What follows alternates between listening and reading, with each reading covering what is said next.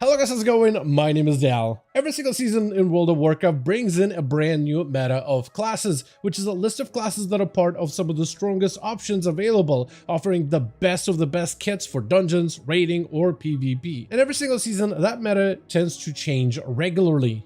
But over seasons and expansions, we notice that certain classes do show up a lot more often within the flavor of the month category, a lot more than others which are kind of left by the wayside. However, Season 2 content of The War Within really flipped the meta on its head, with no augmentation being involved as part of the overall top-end performing content, but also massive class buffs all across the board, very strong tier sets for the season, brings in so much variety within this season specifically, whether you look at your raid or go for M+ content. It is literally one of the best seasons when it comes to the class variety and just about everybody having like a really viable and a playable option, especially if you're looking to push beyond your limits. And with so many opportunities right now to catch up some brand new characters and try a bunch of different playstyles with a huge leveling buff that is available in Season 2 11.15, I thought it'd be a good idea to spotlight some of those black sheep of the community that are usually caught in that off-meta list, that are usually not really viable except for this season. Classes that are historically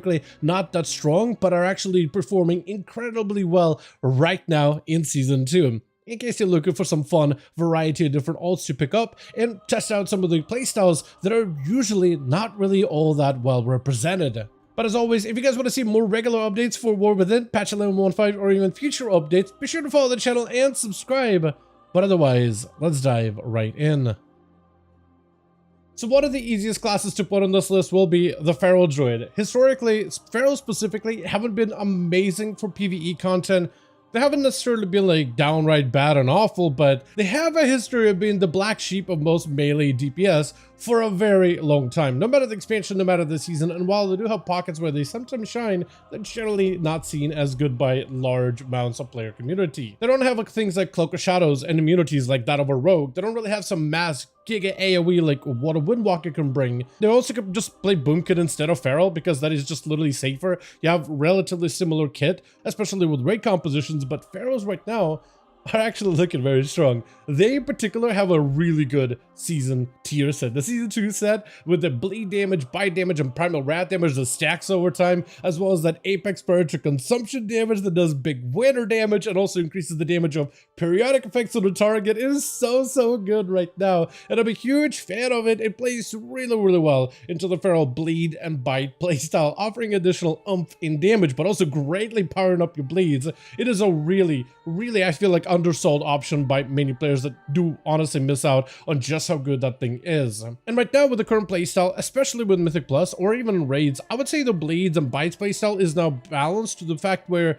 everything feels pretty satisfying. The raw dot damage can feel really good. The bites and the procs that you get out of it can be very fast paced, and it also have some of the best utility for 5-man content, mostly because they're a druid, right? So Guardian, Boomkin, Feral, Resto all bring that, but Feral ends up bringing quite a bit of decent damage in Mythic Plus specifically, but that 5-man disruption abilities from Typhoon versus Vortex, you got yourself Stampeding Roar, that could also be really strong. Dispels defenses with the bear form with Ursan's Vigor, they got Well-Honed Instincts, AoE disruptions, a bit of a healer utility, and even some off healing, which is now getting a little bit less common as they kind of started to remove things little by little. They have quite a decent bit of that 5-man utility that many players are looking for. And right now, I feel like this is the best that Feral has felt in quite a bit of while, especially for this current season's content, and definitely worth jumping into if you've ever had any interest in playing Feral or Druid in general at all within the War Within expansion.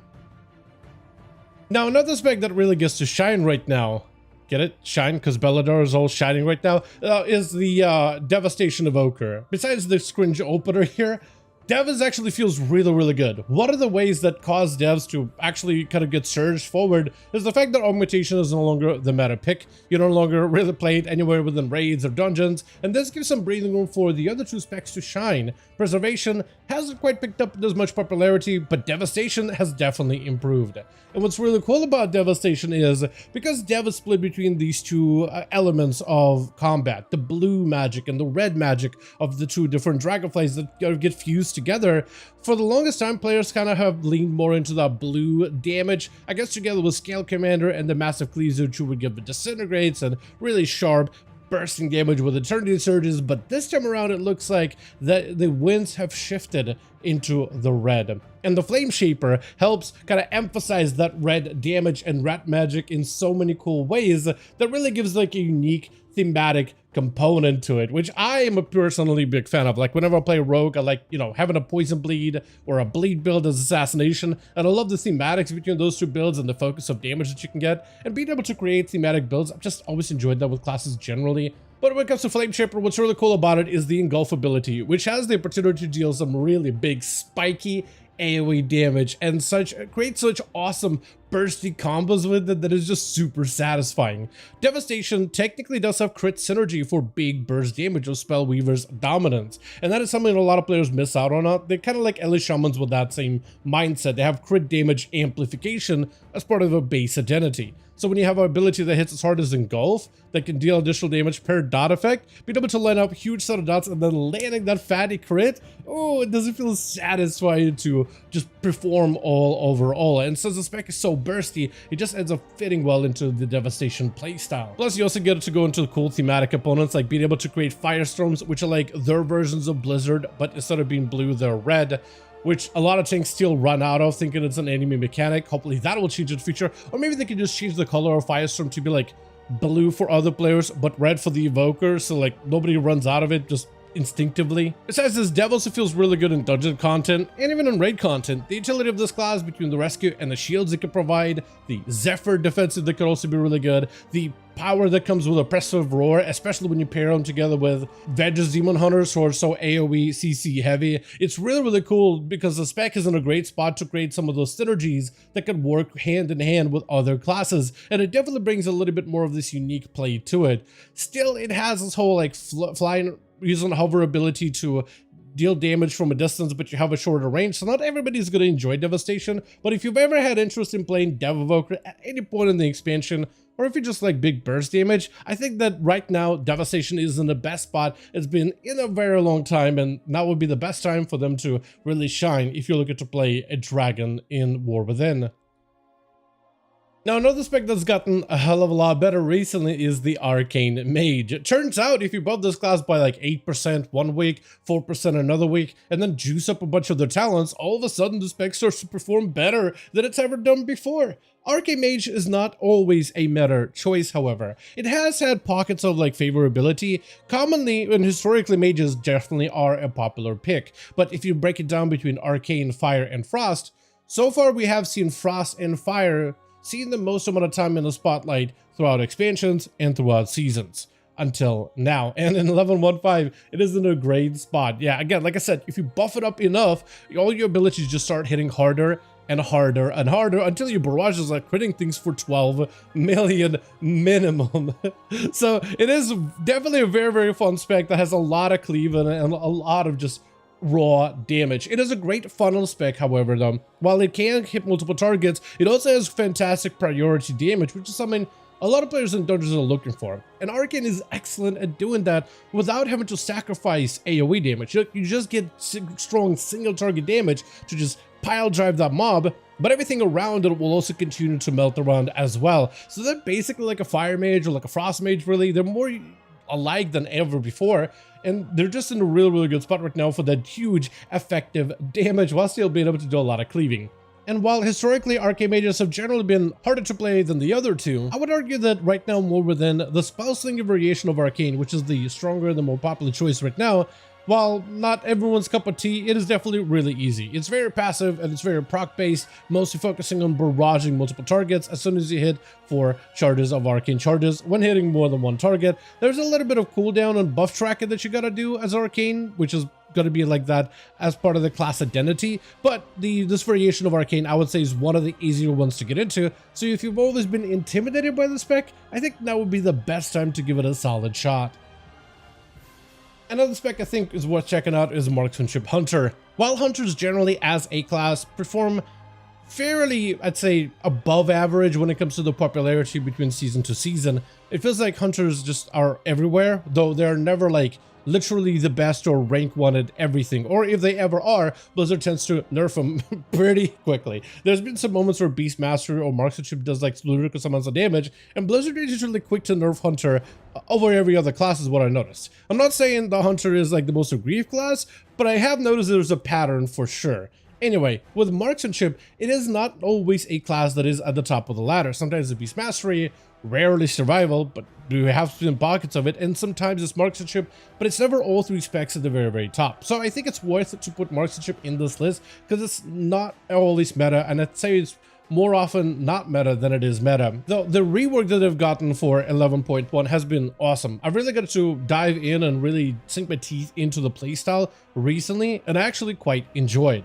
Now, talking to hunters that played back in Legion, which is what some people believe is the peak of Marksmanship Hunter design, this isn't quite as good as Legion, but it's pretty good. And overall, the playstyle feels really good, whether you're looking for Mythic Plus content or even raid content. Whether you're playing Sentinel, which is a little bit more passive, or my favorite, Dark Ranger, which is a little bit more active with the Black Arrow ability. Huge fan of the design, the look of the ability, the sound, and everything about it. And the best part is, they actually get to a lot more customization than some of the other classes out there when it comes to the class challenge specifically. They're actually pretty robust. This rework of 11.1 allows them to have a lot more versatility in dungeons in particular, letting them really hone in the playstyle on either pure AoE damage or better single target, or potentially even small cleave situations, like swapping in for some amazing 2-target cleave, which can be really high-key good in very certain pieces of content. So it really allows them to specialize per fight, whether it's a raid encounter or per dungeon, whatever they may need, whether you go for mass AoE pulls like Cinderbrew, or some of the more smaller honed-in pulls like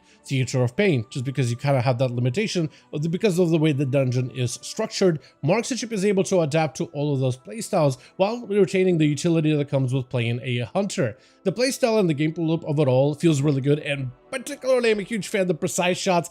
Actually feels good to press. I hated how previously all those precise shot procs were being cannibalized because you're getting so many aim shot procs back to back, and they were just overwriting precise shots all the way through. But now there's a little bit more focus for you to actually use all your basic class abilities instead of skipping them out completely and ignoring procs, which feels a lot more comprehensive as a spec, which I can definitely appreciate. Now, the final class spec I really wanted to highlight was a healer, and I was trying to figure out which healer I was really enjoying this season. Obviously, everybody in the mother is enjoying Disc-based Oracle, which even after the nerfs continues to be a very dominant and one of the best options out there.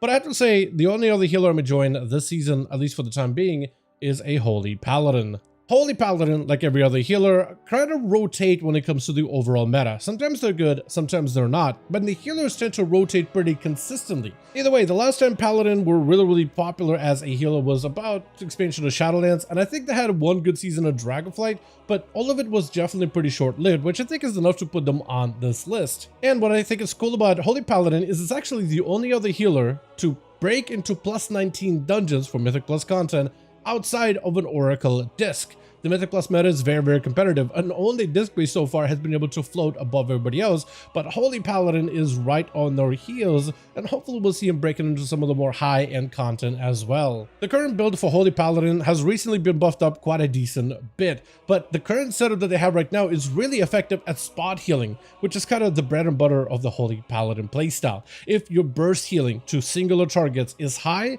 that's where Holy Paladin feels at its best. And I would say Holy Paladin spot healing right now feels really good. Also, Holy Paladin is at its worst when it's bogged down by way too many cooldowns. We saw how they felt like in Shadowlands, and it felt like they're healing, and all these cooldowns felt like they were meaningless. Right now, Holy Paladin doesn't have too many cooldowns to work with, but every single one of them is highly impactful. So it's like the inverse of the worst version of Paladin that I've got to play recently.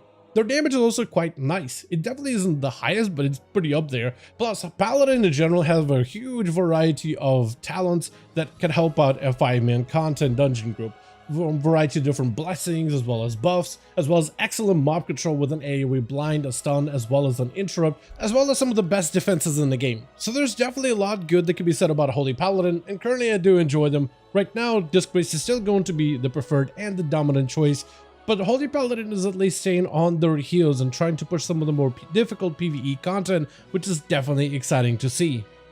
But with that being said, as always, I do want to thank all of you guys so much for watching, and I do hope you guys did enjoy this video. If you did enjoy it or found it informative, go ahead and give it a like. I would very much appreciate it. Definitely give these classes a go, because in the near future, they could potentially be brought back down out of the meta, so you might as well enjoy them while they last. Join our Discord community to keep up with all the regular class patch notes in case that ever happens. Also, let me know your thoughts in the comments down below, and as always, I'll see all of you guys in the next one.